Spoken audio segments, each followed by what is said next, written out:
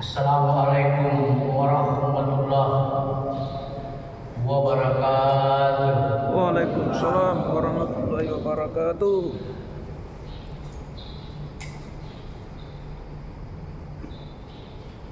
Alhamdulillah.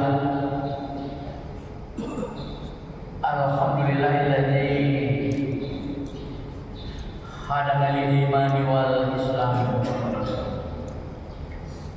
wa khassana bi syariati sayyidina Muhammadin khairil anam wa as'aluhu salamata minan naqami wal wafati al iman wa asyhadu an la ilaha illallah wahdahu la syarika lahu wa asyhadu anna Muhammadan abduhu wa rasuluhu la nabiyya ba'dahu. Allahumma salli wa sallim ala sayyidina Muhammad wa ala ali Muhammad. Wa sallaita ala Ibrahim wa ala Ibrahim fil alamin innaka Hamidum Majid. Bapak Ibu jamaah salat subuh Masjid Raya Bukit Barungga, kita bertemu kembali pada part yang ke-25, bagian ke-25 dari intikor, shifting atau pengalihan. Berarti kalau 25 kita sudah sekitar 3 bulan membahas hal ini. Kali ini judulnya pengalihan hampa. Pengalihan hampa. Kita sudah sepakat pada awalnya bahwa pengalihan adalah perpindahan intikor atau pergantian memiliki dua kapasitas antara input output. Pengalihan dari input ke output. Di samping kapasitas yang sama, juga ada mekanisme yang mempunyai kapasitas yang bisa mengantarkan input outputnya. Sekarang kita tiba pada pengalihan yang hampa. Ini yang mana? Pengalihan yang hampa. Hampa itu kosong, tidak ada, tidak berisi apapun, beralih kepada kehampaan. Kita nanti bahas ciri-cirinya. Iman kita tadi sudah bacakan ayatnya pada rakaat pertama mengenai orang-orang mukmin dan orang-orang kafir. Yang dibacakan iman kita tadi mengenai sholat dan zakat.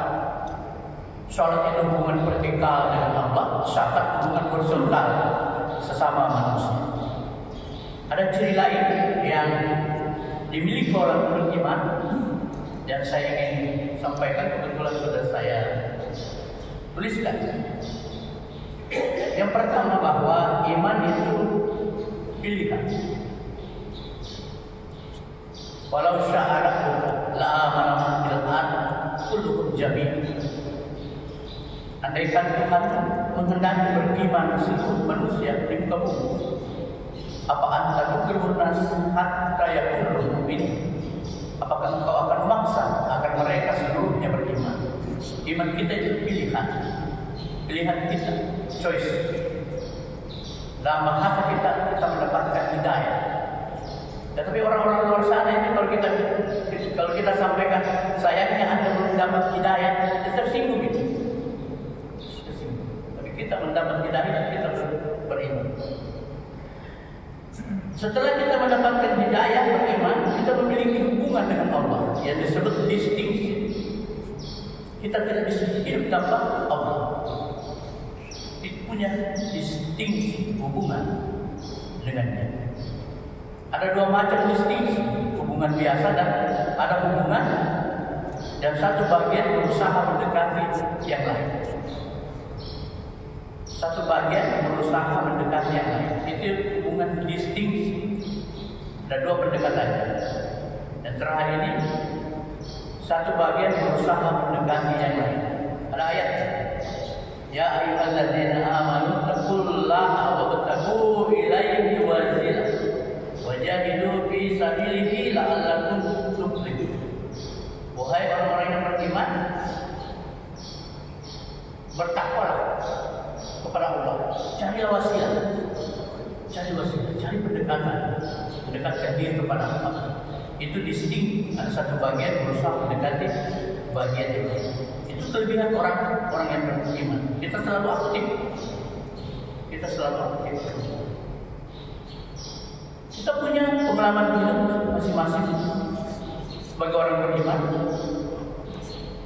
Kita diakomodasi,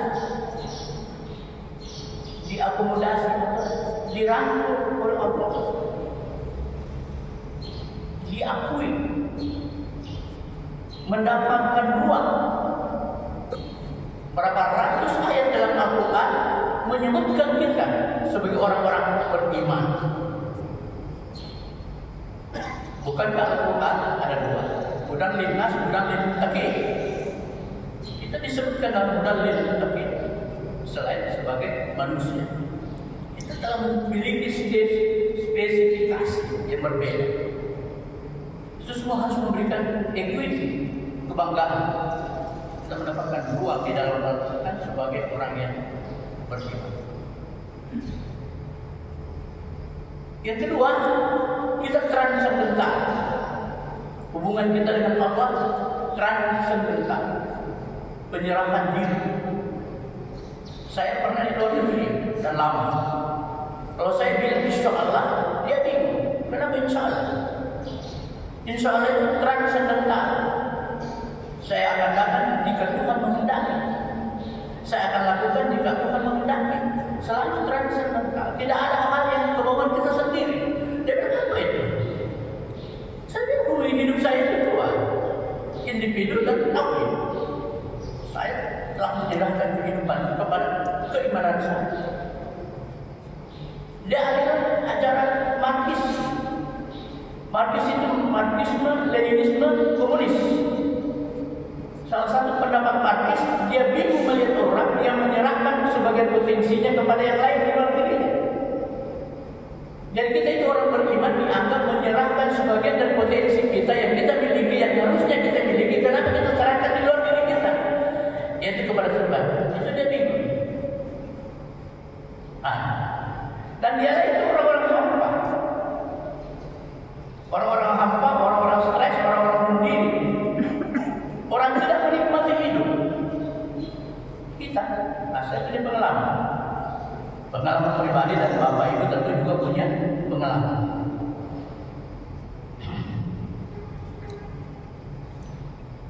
Kemarin saya mendapatkan undangan dari Agus Arifin Nukman, sahabat saya waktu masih sekolah. Diberitakan kepada teman, kenapa kau tidak datang? Oh iya, saya sangat menyesal, saya sangat sedih. Apalagi partner nikahnya itu anaknya pejabat gubernur Papua, teman sekolah saya di sekolah. Lama saya tidak ketemu, lebih 10 tahun. Musa'ab, orang Arab, datang tinggal di Papua, orang Papua, orang Islam, dan dia pejabat gubernur sekarang. Saya sangat sedih, tapi selesai. Kan saya katakan mungkin Allah tidak mengizinkan, saya katakan selesai. Kalau saya orang kafir, saya stres, saya bingung. Dan banyak orang menyelesaikan persoalannya karena kebingungannya, kehampaannya dengan bunuh diri. Salah satu keuntungan kita sebagai orang-orang yang beriman, itulah saya katakan tadi ketika membuka bicara ini. Bersyukurlah kita sebagai orang yang beriman, dan kita harus mempertahankan keimanan kita. Kita transendental, menyerah diri. Yang kita selalu harus lakukan adalah bersyukur, bermunajat, berdoa. Bersyukur itu salah satu ciri orang mukmin. Bermunajat ciri orang mukmin. Berdoa ciri orang mukmin. Hanya orang-orang yang tidak beriman yang tidak berdoa. Orang beriman itu berdoa, dan Allah menyukai hamba yang berdoa, seperti dia percaya. Dan Allah sangat suka kepada orang yang bermain dalam doa. Ada seorang pernah diwawancarai di televisi, dia katakan, kalau kau menginginkan sesuatu dan kau tidak memintanya dalam tahajud, juga kau tidak berdoa memintanya, itu berarti kau tidak benar-benar menginginkannya. Kalau ada suatu sholat, berdoa, membenci orang. Itu kekuatan kita. Sering kita abaikan, sering kita tinggalkan, kita remehkan. Kembalilah. Itu sebagai orang-orang yang berisi punya sandaran berbuka. Mohon maaf Bapak Ibu, saya ini lari-lari karena saya dibatasi waktu. Itu sudah lari penontonnya satu. Ada dua yang hampa. Yang pertama yang ingin saya sebutkan ini orang-orang fasik. Fasik dalam pengertian etimologi, asal kata dari bahasa Arab, keluar dari sesuatu. Itu orang fasik. Tetapi secara terminologi, orang fasik itu menyaksikan, melihat kebenaran, mengetahui, meyakini,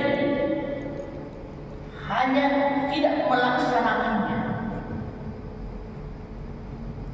Jadi dia tahu ada ciptaan alam ini, meyakini ada yang diciptakan, tetapi dia tidak melaksanakannya. Dia tidak menerima Al-Quran dan tidak menerima pembawa Al-Quran Rasulullah Muhammad SAW. Dia keluar, dia mengingkar. Itu orang-orang yang fasik. Orang fasik ini 54 kali diulang di dalam Al-Quran, disebut-sebutkan ciri-cirinya. Kita dan kita akan jangan sampai kita terjebak dalam fasik. Allah mengingatkan, innal ladzina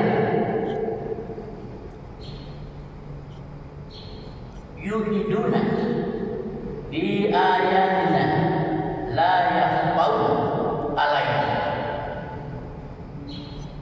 Sesungguhnya orang-orang yang mengingkari tanda-tanda kebesaran kami tidak tersembunyi dari kami. Jadi orang-orang fasik itu diketahui Allah, diketahui orang-orang fasik itu.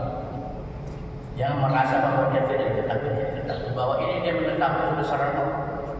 Dia meyakini, dia tahu, tapi dia tidak membuka, tidak menerima Al-Quran, tidak menerima Rasulullah. Yang ketiga ini yang terakhir, kafir. Nah, tadi ayat perbedaan kafir dengan orang mukmin. Kafir ini secara etimologi berasal dari bahasa Arab, kafar, menutupi. Jadi fasik, kafir adalah perbendarahan bahasa Arab yang masuk memberi kontribusi pada bahasa Indonesia. Ada orang yang memprotes untuk jangan disebut kafir. Ya salah. Kafir itu bukan bahasa Indonesia. Kafar, bahasa Arab. Al-Quran tidak bisa dihapus. Al-Quran mengatakan itu, kita mengerti ya. Namamu tetap kafir karena kriterianya ada di dalam Al-Quran. Masa diubah itu Al-Quran untuk kepentingan toleransi, solidaritas? Tidak ada itu. Bukan di mana? Ciri-ciri. Dia mau protes, dia mau ubah. Kafir itu orang yang tidak beriman. Kita tahu semua. Tidak mengimani Rasul dan tidak mengimani Al-Quran, tidak beriman kepada hari kemudian dan lain sebagainya. Orang yang tidak beriman kepada hari, kemudian kehidupannya liberal. Mau bikin pelacuran, mau bebas seks, dia bebas seks. Dia bikin apa saja karena dia tidak melihat akan ada hari kemudian. Kehidupannya bebas. Berbuat saling, berbuat musyrik, dan lain sebagainya. Dia menjadi bebas. Kafir ini disebutkan 525 kali dalam Al-Quran. Al-Quran mendefinisikan kafir sebagai perbuatan berhubungan dengan Tuhan, seperti tidak mensyukuri, tidak berterima kasih, ingkar dia. mengingkari nikmat. Tidak ada itu syukur alhamdulillah. Lari dari tanggung jawab, melepaskan diri dari kehidupan sosial dan mengingkari keberadaan Tuhan, tidak bertanggung jawab dan tidak punya fisabilillah, tidak punya jihad pada kebenaran. Al-Haqqu min rabbika fala takunanna minal mumtarin. Tidak begitu. Ada kafir yang sudah beriman, murtad dia. Ini terjadi di Madinah di zaman Rasul.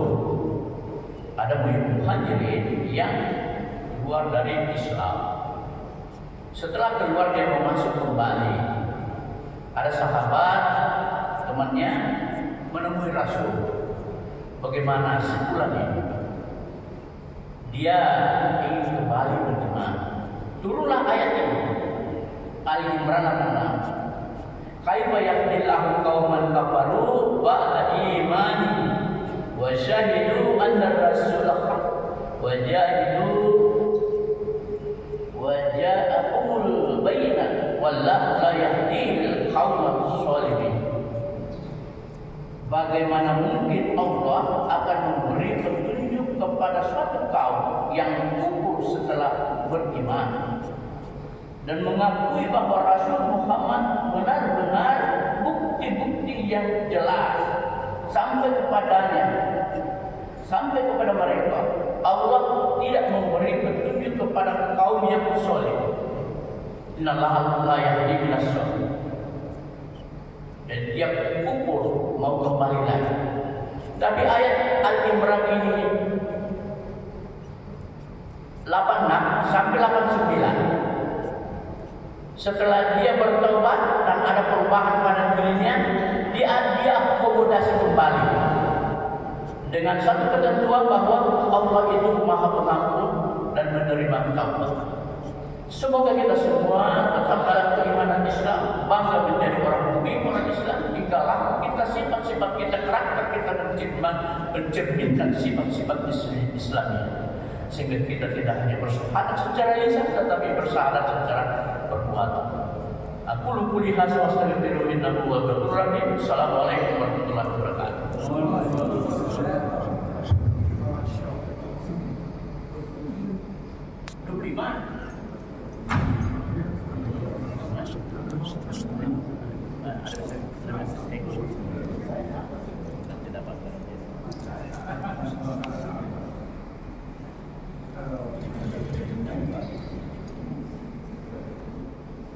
Capot.